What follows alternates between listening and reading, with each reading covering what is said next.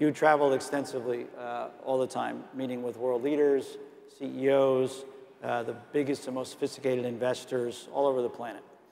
From your seat today, what macro or geopolitical trends do you think they may be underestimating?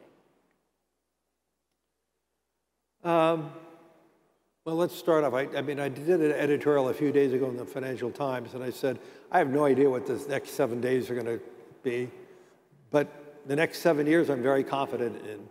And so, yes, I mean, the United States is shaking up, I would say, the foundation of globalization, shaking up how we work together with allies. We are trying to, you know, and I wrote about this. We need globalization 2.0. Globalization worked for those who have savings, who invested. Globalization lifted more human beings than any time in the history of human beings over the last 25 years. More human beings were lifted to middle class than any other time. That being said, many segments of society have been left behind.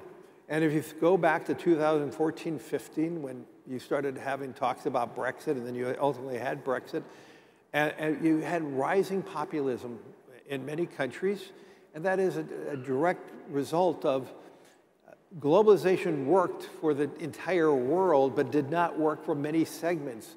And I think those segments were left behind, and globalization 2.2, and I think this is a fair assessment, we need to broaden the economies to make it work, working it for more. Yeah. And so that's the conversation I'm having with leaders. My conversations in Europe are very different than my conversations I'm having here. I mean, it's true, and I wrote about it. First conversation you have with everybody is, you know, what's going on?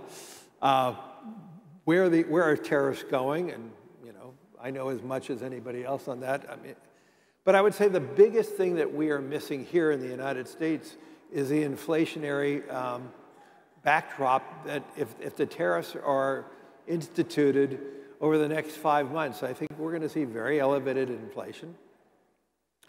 Recent economic activity showing that there's a weakening. And the weakening is occurring because there's more and more uncertainty.